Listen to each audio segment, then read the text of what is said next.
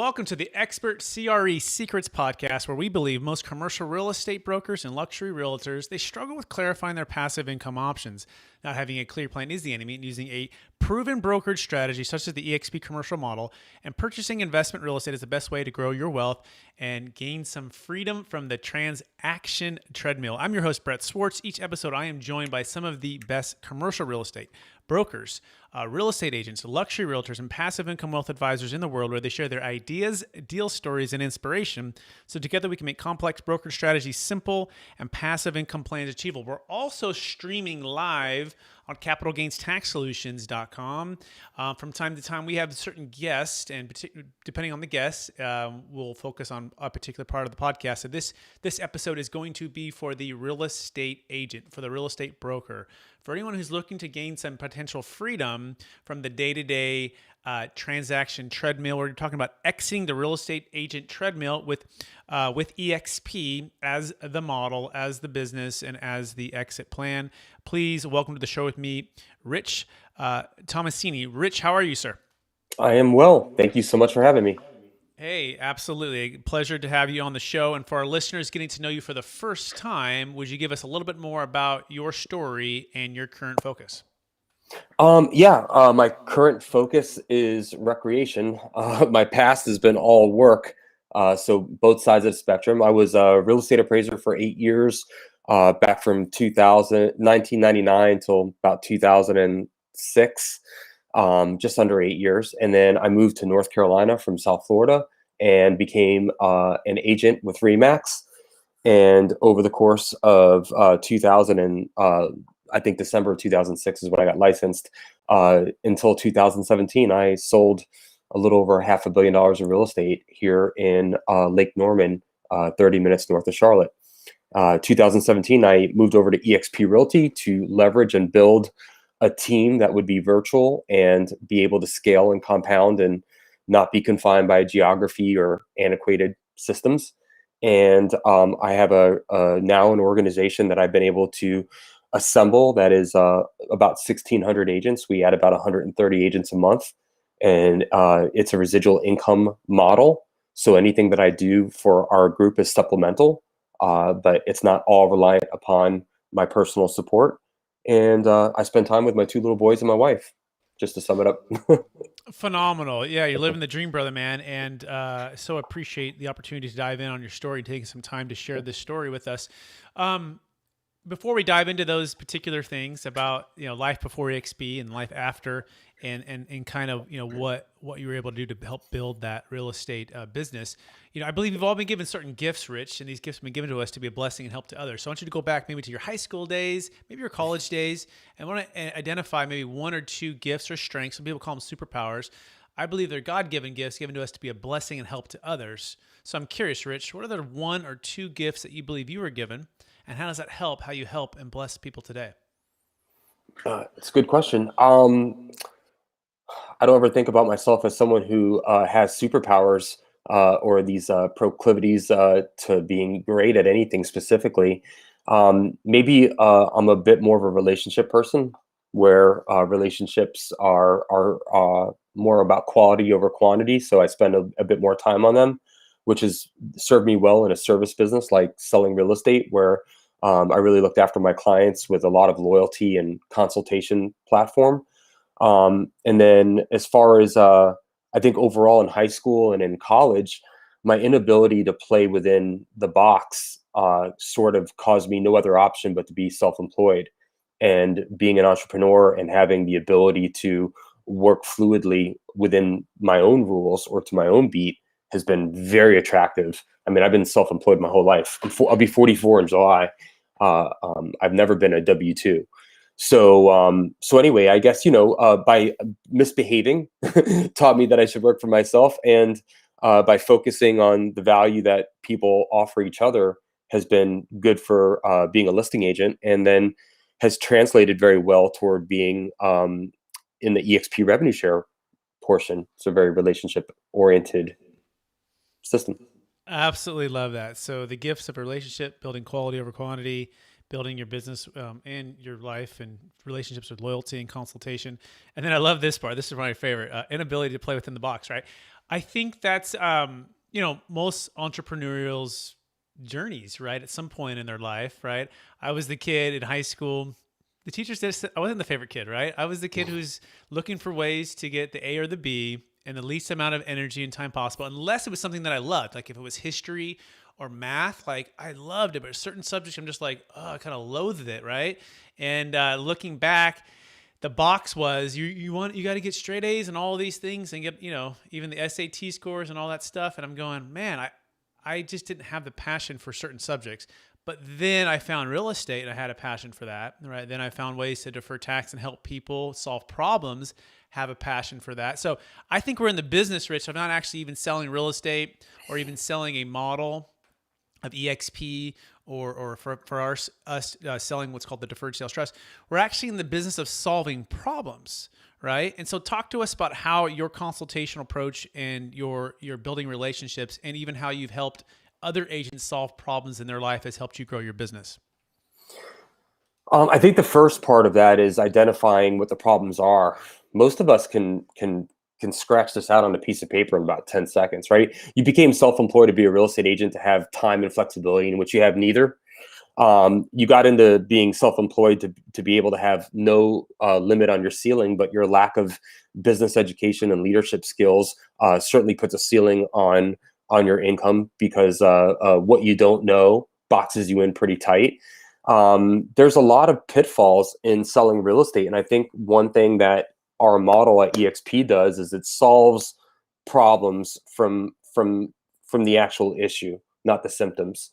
And what I overlay on top of that is I am very good at worrying about other people. I mean, probably not the best quality for myself, but I want people to succeed. And I don't ask for my agents to do things that they don't want to do. I'm pretty good at finding out what their bandwidth or their tolerance is in certain avenues, and we work on one or two things. So, when it came down to clients, I was pretty good at assessing a game plan, setting expectations, competently guiding them through that process, and having some fun while we were doing it. And as that transitioned into being an entrepreneur, not a technician, I don't think the algorithm or the recipe is all that different. People want to trust you. You have to be trustworthy. I think that you have to be accessible and come through, and you have to want what's best for them and push them just a little further than what might be comfortable for either of you. And I think that when you have enough relationship points that you guys are solid in the relationship, you can stretch it a little further. And I think that's where all the fun is, for both parties.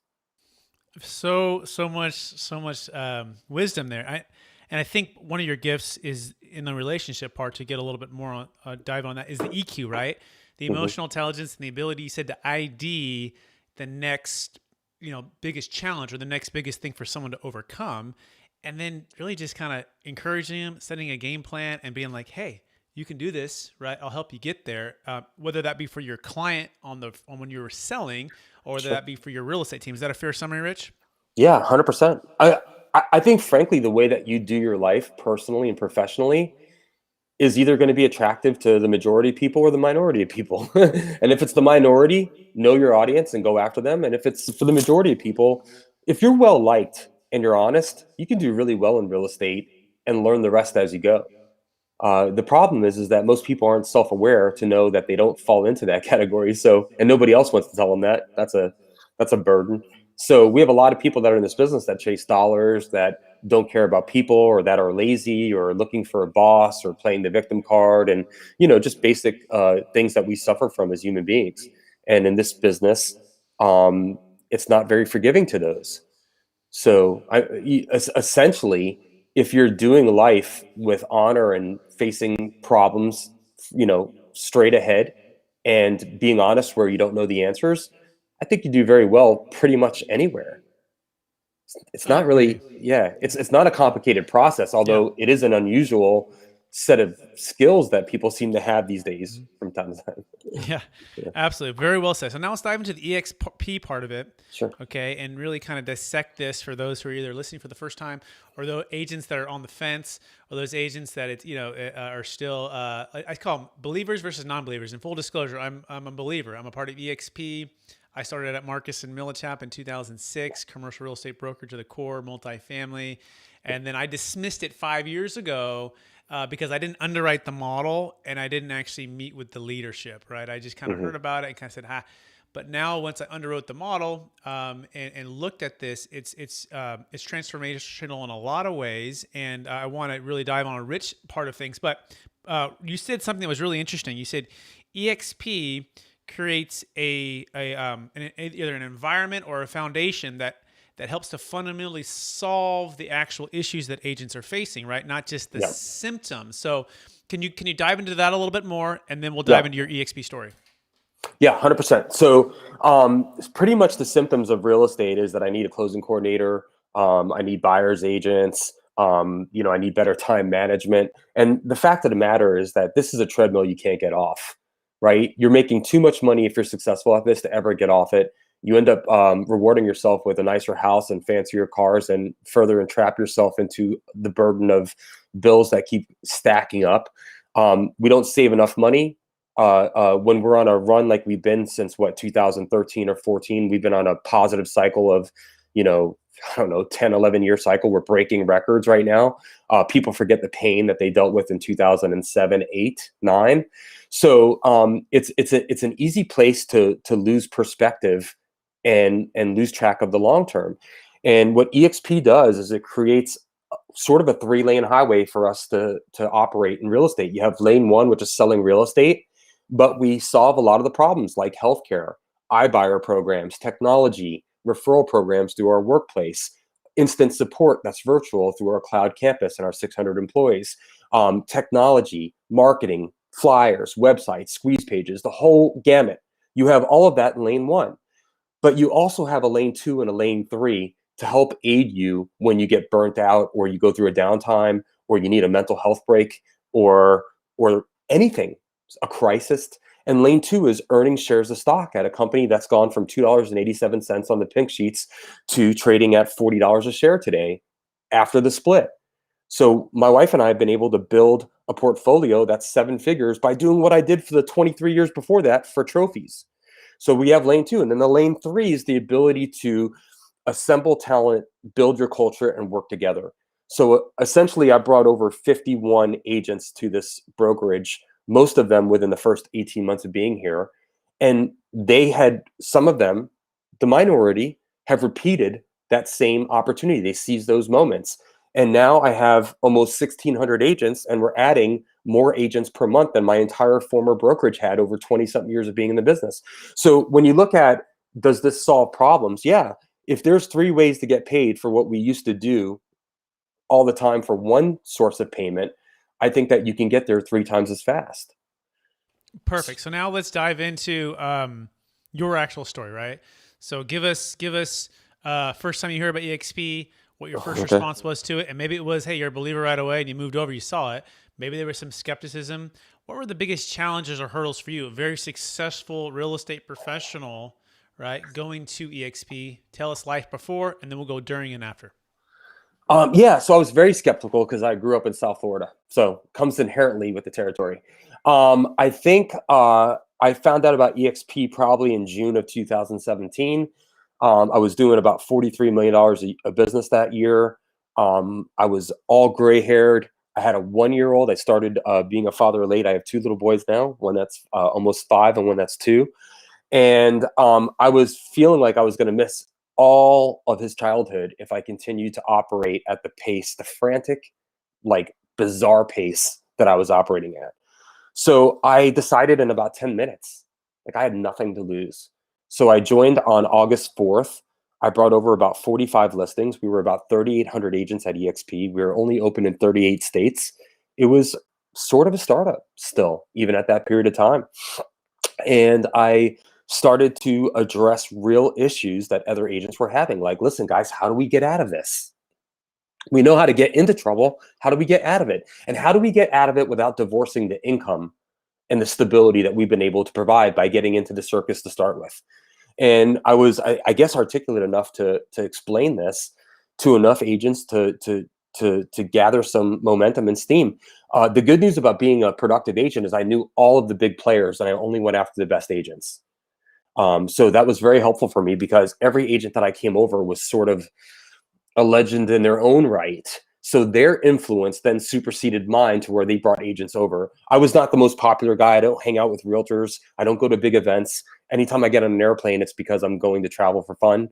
So I was sort of a black sheep of a success story at eXp. So if I can do it, then that means any personality type or mindset could be successful if you just do the micro stuff, every day initially. Excellent. So you were skeptical at first, but you looked at it, you underwrote it, and you really asked the question, how do we get out of this collectively, not just you, working this Yeah. frantic pace, seeing your baby, maybe first baby boy, right? And you're going, oh my gosh, like I don't want to miss this. And so that went from taking action and saying, what's the worst that can happen? And by the way, it's similar to what I thought too. I was like, well, the worst thing that could happen is I just go back to what I was doing before. Like try this for a year. And it's not this good to be true, right? I always say, no, it's this good to be true. Like it's exceeded my expectations every step of the way with the Uh, leadership, with the culture, with the technology, with the people I met. I went to my first eXp event in Cabo just a few months ago, yeah, and it Brent. was phenomenal, right? And I'm going, wait, every step of the way it exceeds my expectations. So for those who are Yeah. listening out there right now, I'm going to ask Rich this question as well. I want to encourage you, I want to challenge you to what's the worst that can happen? You come over for 6 or 12 months and it's all BS or it doesn't work out or it's not what you thought. Go back to where you're at, right? But in this scenario, literally every step of the way with the people, with the culture, with the leadership, with the technology, because what? It's agent owned, right? So we're in this together. Even Rich being on the show right now, he doesn't need to be on the show. He doesn't need to work ever again. But Rich, talk about that camaraderie, that connection, that culture, which is like nothing I've experienced before in any industry. So No, how have you experienced that as well? same exact way that you have. Everything is mind blowing. If you're a skeptic on EXP, I understand, but this company is revolutionary. I buy shares of stock out of my pocket because I believe I'm so bullish on this stock. I can't even tell you. So the fact of the matter is we're at 55,000 agents. We'll be at 100,000 agents at the end of the year, and revenue and agent count are parallel hockey sticks for us, right? So if you're a skeptic on EXP, ask yourself the question, am I renting my career or do I have equity in my brokerage? Because you're spending way too many hours and years there to not know the answer to that. If it's not your name on the sign, you are the retirement plan for somebody else. You have nothing to lose coming over here. I mean, you're going to earn stock whether you like it or not, whether you believe in it or not, right? You're going to have technology that will spin your head 360 because it's light years away from what you have now. And then if you have influence and the ability to be a connector and to if you're a good ambassador for the company and you love it, then you have this third lane, which very few of us take advantage of, and it's the revenue share lane. And the way that I looked at it was I've had 13 people screenshot me their retire 7-figure stock statements or their revenue share in excess. I can't talk about revenue share numbers. I wish I could because I'm dying to vomit that all over you. When people say that this doesn't work, I make more money than those people do in a year, in a month, right? And it's not because I'm a magical agent. It's because I'm on the escalator and they're on the staircase. And what they could look like on an escalator is for them to daydream about. But the fact of the matter is that every event is collaborative like no other company has ever been.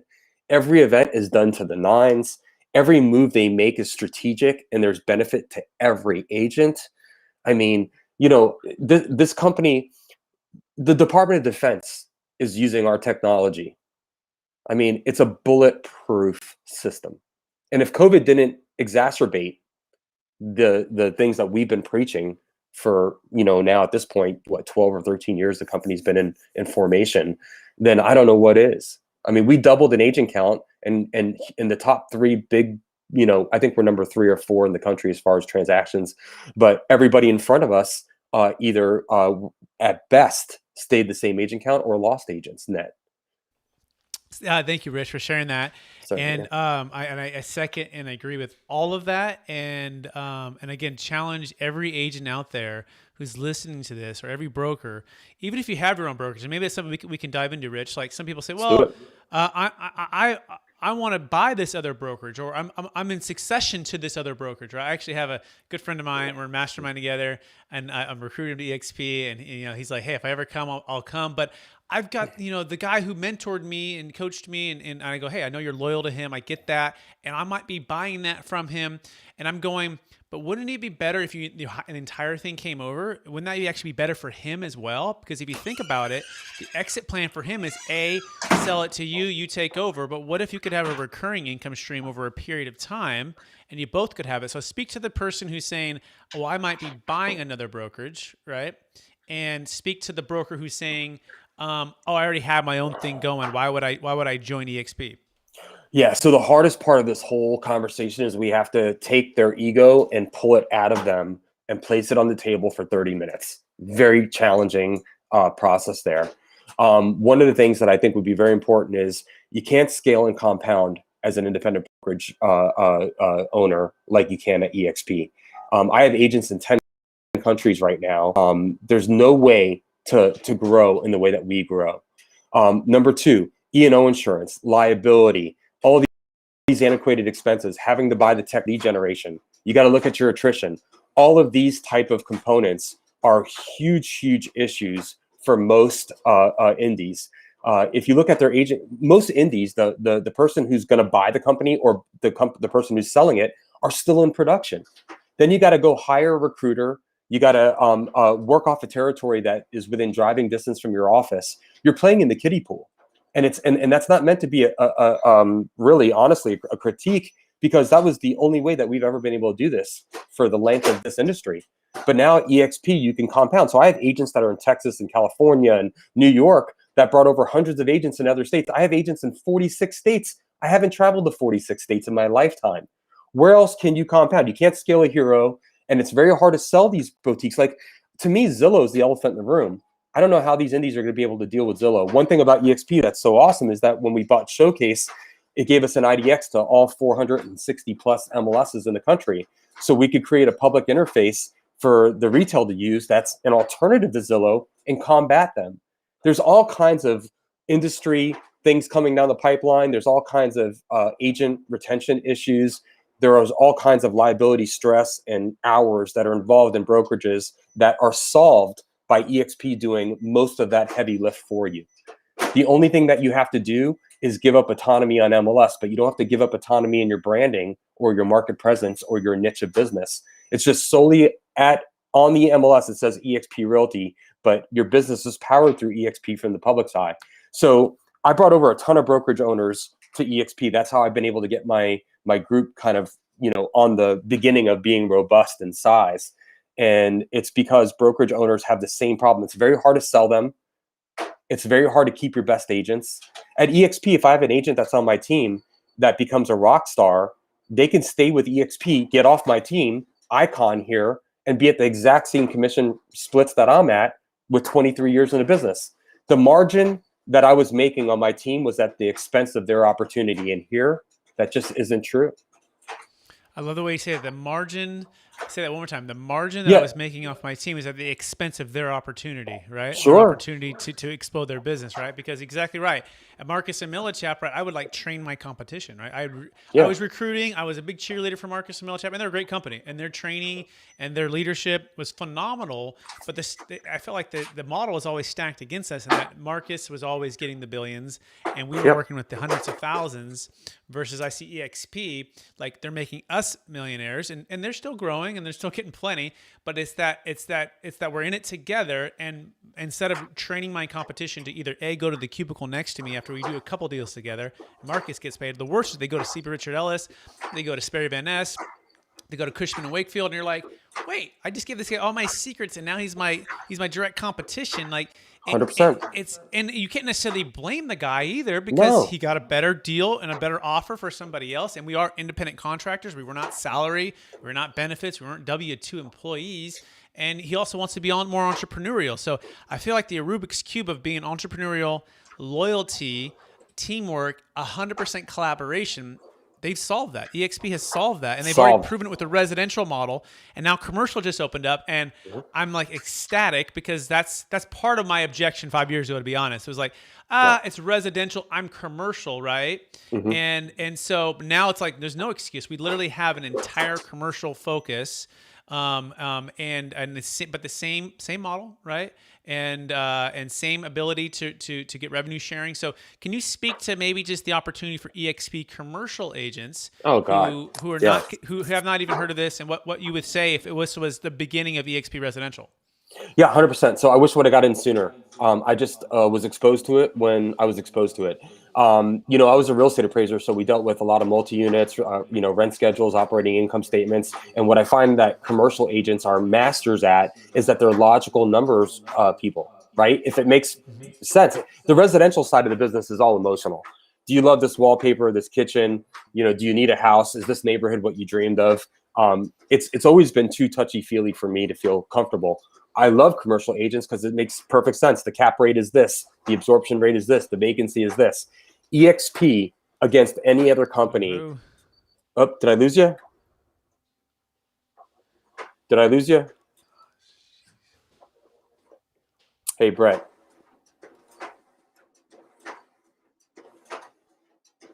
Bro, I'm on a podcast right now. I got to move this thing real quick. Yeah. No, it's not the visual, it's the sound.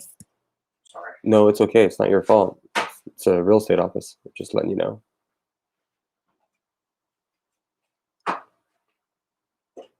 scanner wasn't junk. I know, buddy. I was just scared that I know.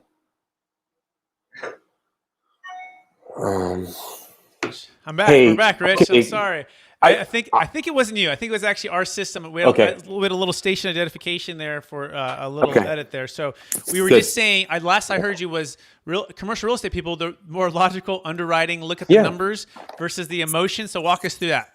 Yeah. So, like for example, from a production standpoint, I was an icon agent, which means that the company gifted every penny of commission that I paid to eXp back to me in stock. So I virtually worked here for 100%. Right. So over the course of 10 years, that's $160,000 of gifted stock. And over the course of 3.5 years, it's gone up 2,200% since I've been here. So when I look at this side by side, it's a no-brainer. Commercial agents seem to have a propensity for being able to do that much faster than residential agents. Something else that you said earlier on that really resonated is loyalty. Are you going to be loyal to your mentor? Yes. More loyal to your mentor than your wife or your husband or your sanity or your old age, your future. If you say yes to that, you might have boundary line problems. The fact of the matter is that it's called business because we're out there taking time away from our personal life to get this done just to play in the game of life, right? The least amount of work I can do to play the most is the key. And if you're a workaholic, well, then you're going to love it here because there's more money to be made if you're willing to put more time into it. So from a commercial element, we're very small. What do we have? You probably know better than I do. 1,500 commercial agents out of 55,000, maybe 2,000 commercial agents. Yeah. We're in diapers. So if I could have been at eXp when we had 1,500 residential agents so I could control the narrative and get the word across, I would have 10 times the agent count that I have now. I mean, I was lucky. I came over here when we had 3,800 agents or so. So I was able to control the narrative in my local area. But when it comes down to the commercial side, I think people don't even consider us a commercial brokerage because we haven't totally formatted the deal with LoopNet and CoStar. We're still in motion, but we've got a lot of the pieces settled in. And as soon as they add the revenue share element to commercial and really make it a commercial twin of the residential market, despite a few differences, I think every commercial brokerage across the world will be here. Exactly right. That's the vision we have here, by the way, at eXp Commercial, as well as the Expert CRE Secrets podcast. And I've been fortunate enough to be able to speak at some of the eXp Commercial events and be a part of kind of the initial, let's say, 20 or 30 inner circle advisory team for the brokerage. But it is about giving back, and it is about giving a space for brokers who otherwise don't want all the broker liability, right? don't have maybe even the capital to launch their own brokerage, and are looking to still maintain collaboration and culture and sharing. Like it's again like nothing I've seen before. And I was at, again, one of the top companies in the world for commercial real estate brokers at Marcus & Millichap. And by the way, the Jim Wong, who's the president of eXp Commercial, he's a former Marcus & Millichap agent. Yeah. And then he launched a Sperry, or he Then helped that's, build Sperry yeah. Venice Global Affiliates and BRC advisors to 150 advisors, $2 billion in commercial sales every year. Big company. He's done really well, and he's phenomenal. And with that type of leadership and building the type of culture and bringing the best from each company, you're right. We're still in diapers, but we're growing really fast, and we're looking to make a big splash here in the future. Yeah, I mean, think about the people that are running this company. Glenn Sanford, 54. He's the brightest guy in the room, period. He's iterating technology constantly, right? Jeff on the financial side, Dave Kennord and Stacy Onan as co-presidents, James Wong in the commercial lead, Randy Miles. When you're talking about the people that are running this company, I mean, my God, I'd bet on us versus Apple. The closer you get to the leadership of this company, the more bullish you get on the stock and the overall vision of the company. I think a lot of realtors that are working on the ground level are like, oh, my broker created a narrative for eXp and I'm not going to do any due diligence, so I'll just adopt theirs. I get it. I think I'm guilty of doing that probably across the board in life, right? But when you start investigating it, people are passionately against eXp, our competitors, and that's for a reason. They don't know how to combat us. Keller Williams can't shave off their franchise model and cut their $40,000 leases. Compass can't grow without writing checks, right? We're growing grassroots organically from one agent at a time to another, and we're breaking every record on the board, and we're taking 50% of the revenue of this company and we're cycling it back to the agents. Like, I mean, this is, if you're in the giving spirit, if you're a servant leader, this is the place where you lead because the company's doing it at the highest level back to us. So 100%. And onto that point too, what I love about the leadership is their focus is not the client. Their focus is the it's the agent. realtor. It's the realtor. It's us. It's the commercial broker. It's the real estate agent, real estate broker. That's the first thing. And their philosophy is if we take care of the real estate agent, they will take care of the client, right? And our business will grow. And that's the focus. That's the focus, is how do we, with healthcare, with revenue share, with stock, with ownership, with collaboration, with technology, with the tools, right? With making it a place where you can grow a business. And I call it the rich broker, poor broker, right? Right. And rich can be, financially, but it can also be, your lifestyle and what you're doing. And there's a quadrant. And this guy named Robert Kiyosaki wrote a book called Cashflow Quadrant. And you have to ask yourself, what side of the quadrant are you on as a broker, right? Are you self-employed? Are you a W-2?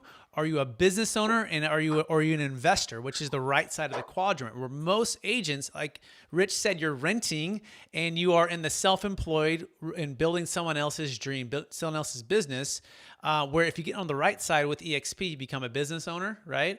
And a part of eXp and ability to be an investor and start to get income from, again, coaching and training and perhaps doing things you've always already done. But they share the revenue. So all that being said, we're running out of time, Rich. Are you ready for the lightning round? Let's go. All right. Knowing what you know now, if you go back to your 25-year-old self, what's the one golden nugget you make sure to tell yourself to do? Be patient. Micro daily habits to achieve large things versus trying to get it done in a few months and burning out. Second question, what's the number one book you've recommended or gifted the most in the past year? Die with Zero. Third question, what's your favorite leadership quote or theme that you strive to live by? The Law of the Lid by John Maxwell. Presenting yourself as an example of a leader and giving margin for your people to aspire to raise themselves. Creating margin. Love that. What's the number one challenge facing real estate agents? Themselves. Their ego, right? What are you most curious about? What my two boys end up being like as men, probably. How old are they? Almost 5 and 2. I'm a late starter. Have they got any sports going? What's the deal? Yeah, my son just played his first season of t-ball and he killed it. Hit the ball great, fielded the ball well, and my 2-year-old is just a fan. He's not involved in anything yet. It's all good. It's a dream, Yeah. brother, man. I got a 3-year-old and a 5-year-old, Oh, you or understand. a boy and a girl there, and then I had a couple other girls above that. But it's a cool age, right? When they're Oh, yeah. it's the curiosity, the energy, it's the nonstop, It's just the joy of best. life. It's the best. Yeah. Yeah. Second to last question. What are you most curious about right now? Um, I'm not really living in the future, and I'm certainly not living in the past. This is about as present as I've been. I'm not ultra curious about anything right now as much as I'm here and I'm taking it in, and I'm not doing 9 hours of screen time. I'm learning how to relax. So maybe I'm curious to see if I achieve that or if I just attempt it. Yeah. Hey, I love it. Great answer. Last question. After all your success, Rich, being a rock star real estate agent, selling, millions and millions and millions of dollars with your team, moving over to eXp, having your family, your kids, all the success, achieving the completely passive lifestyle, right? How do you stay centered in your values, and how do you stay encouraged to charge forward to reach new heights? Good question. I'm naturally pretty ambitious, but I don't care to ever be number one at eXp, and I don't think I could ever achieve that. I think I'm in the top 30 at a 55,000 in revenue share, but number one is a commitment that I can't make or a talent that I don't have, probably a combination. So I like to compete within the context of 7 or 8 hours of working time per week. So I'm ambitious during those times, and then I shut it off. As far as staying rooted, I really came upon making a reasonably large amount of money, probably in my late 30s and early 40s. So we had plenty of time for values to set in. And then I had little kids right at the part where any kind of bad qualities that I would have would be amplified by the wealth that we've been able to build. So that was a grounding element.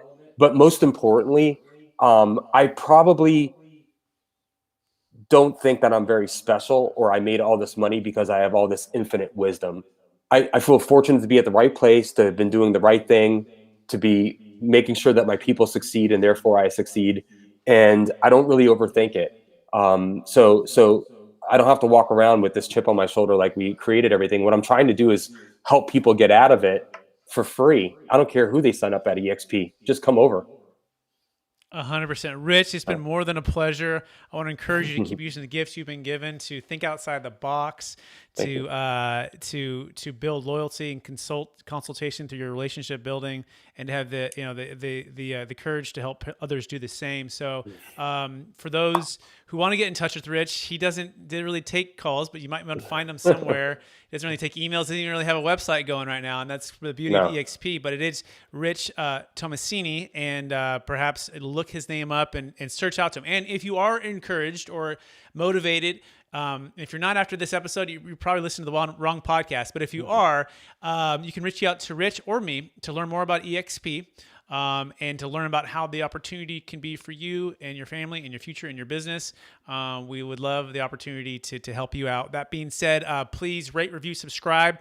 We want to thank you for being a part of the listening to another episode of the Capital Gains Tax Solutions podcast, and also the Expert CRE Secrets podcast, where we believe most real estate agents and brokers, luxury agents, they struggle with clarifying their passive income options. Having a clear plan is the enemy, and using a proven brokerage strategy such as the eXp commercial model or residential model is the best way for you to build your real estate business and get out of the transaction treadmill. Please go to expertcrsecrets.com to learn more about that. Thanks, everybody. Please share this with a realtor who needs